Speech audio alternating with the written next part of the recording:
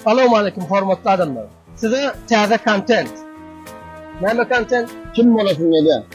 Kim bolasın? Hava. Mesela sen çağırsan kim bolasın geliyor?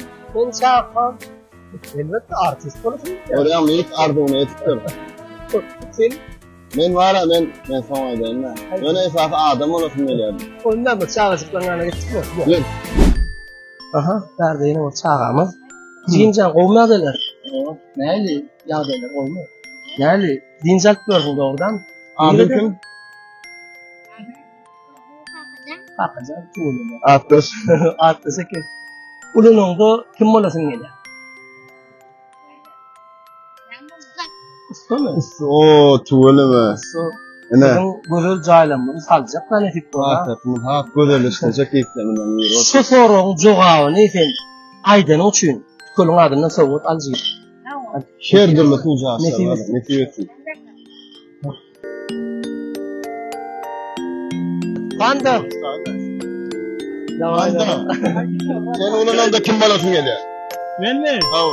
Ben ulan da var ha. Adam bolasın geliyor. Yok yok. He.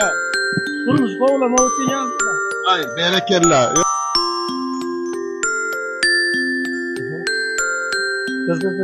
Hoppa. Salamcıyım kovmu. Olmadı ne? Biz sana Nereden? Merzen biz sana bir soru koyar. Prosta sen şuna bir cevap veremeli. Ulan kim bolasın onu? Lukman. Acayip Lukman. Allah zalim etsin, can tavursun, basıdık bolsun. Ne? O da halkımıza hizmet edecek. Şükürün adına tavır. Ovadan ullokan soğut. Şerfin iyerfin.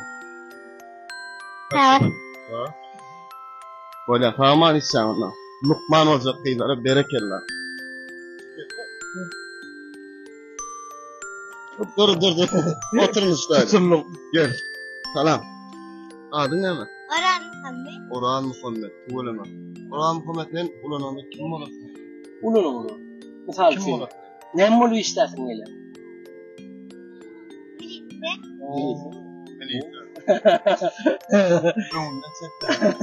Öğünden doğru. Ne?